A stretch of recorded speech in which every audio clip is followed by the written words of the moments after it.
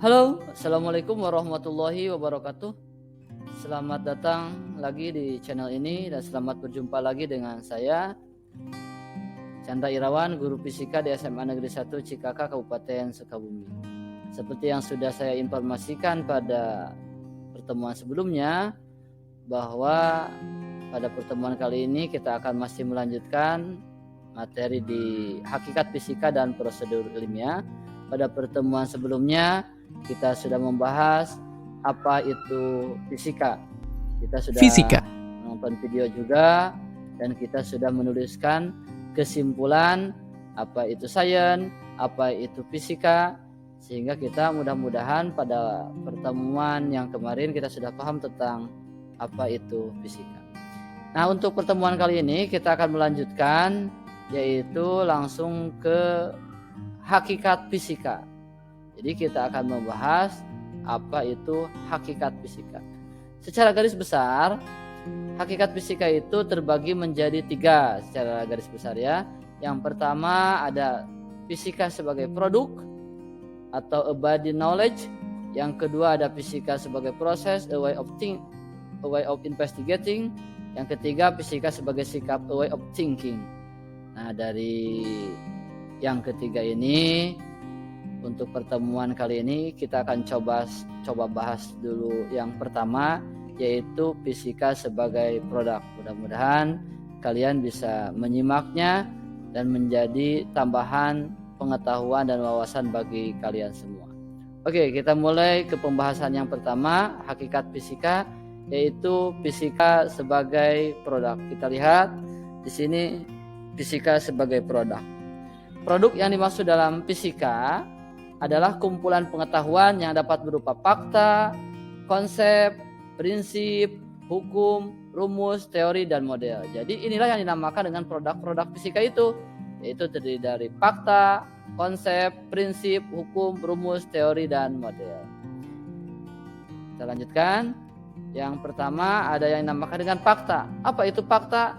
Fakta merupakan kejadian yang terjadi berdasarkan hasil dari pengamatan ataupun observasi. Jadi fakta itu sesuatu yang dapat diamati. Contoh fakta adalah air mendidih pada suhu 100 derajat Celcius. Ketika kalian panaskan air, lalu air itu mendidih, kalau kita ukur suhunya maka itu adalah menunjukkan angka 100 derajat Celcius. Contoh lagi, balok. Bisa kita lihat ukuran balok, ukuran kubus, itu dapat kita lihat. Yang kedua, konsep. Konsep adalah ide yang diabstraksikan dari peristiwa nyata. Nah, jadi konsep itu adalah abstraksi dari peristiwa nyata. Contohnya apa? Misalnya tentang revolusi, yang berarti gerak bumi mengelilingi matahari. Seperti kita sudah ketahui bahwa revolusi itu gerak bumi mengelilingi matahari, dan rotasi yang artinya gerak bumi berputar pada porosnya. Konsep ini berasal dari peristiwa nyata, kemudian dijadikan bentuk tulisan dan jadilah konsep. Yang selanjutnya yang ada juga hukum. Salah satu produk dari fisika itu adalah hukum. Hukum merupakan pernyataan singkat yang bersifat umum dan bisa menjelaskan perilaku alam. Misalnya yang udah gak asing bagi kita nih, kita mengenal hukum 1, hukum 2, dan hukum 3 Newton. Misalnya hukum 3 Newton yang berbunyi setiap aksi akan menimbulkan reaksi. Itulah yang dinamakan dengan hukum. Yang selanjutnya ada juga prinsip. Prinsip adalah pernyataan singkat yang bersifat khusus dan dapat menjelaskan perilaku alam. Nah, kalau hukum tadi berbicara mengenai umum, prinsip akan berbicara secara lebih khusus.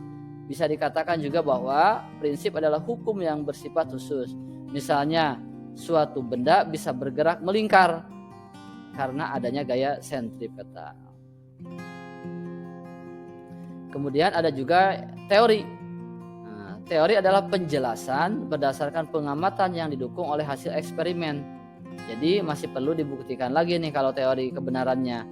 Misalnya teori atom Thomson yang berbunyi atom merupakan bola pejal yang bermuatan positif dan di dalamnya tersebar muatan negatif elektron. Jadi ini kalau teori masih perlu dibuktikan dan masih perlu pengujian lebih lanjut. Yang selanjutnya ada yang disebut dengan model. Model itu apa? Model adalah visualisasi dari suatu sistem ataupun fenomena. Jadi gambaran, misalnya seperti teori atom Thomson. Untuk mempermudah orang-orang memahami seperti apa sih teori atom yang dibuat oleh Thomson, maka ia memberikan model atomnya. Jadi dibikin model atomnya. Contoh di kimia juga ada unsur-unsur. Itu susunan unsurnya bisa dibikin biasanya di kimia. Yang terakhir ada yang dinamakan dengan rumus. Rumus adalah pernyataan matematis dari produk-produk ilmiah. Seperti tadi ada hukum, ada prinsip, ada teori, ada model. Itu bisa dibikin dalam bentuk persamaan, yaitu persamaan rumus, persamaan matematis dalam bentuk rumus. Misalnya kita tahu nih bunyi dari hukum 2 Newton. Dari situ bisa diambil rumus bahwa hukum 2 Newton itu adalah F sama dengan M dikali A. Gaya yaitu sebanding dengan massa dan berbanding lurus juga dengan percepatan. Kalau dibuat dalam bentuk matematis, dalam bentuk rumus, F sama dengan M dikali A. Di mana F sama dengan gaya, M adalah massa, dan A adalah percepatan. Mungkin itu dulu pembahasan kali ini, kita cukupkan sampai di sini. Kita akan lanjut lagi pada pertemuan yang akan datang. Terima kasih. Akhirul kalam. Assalamualaikum warahmatullahi wabarakatuh.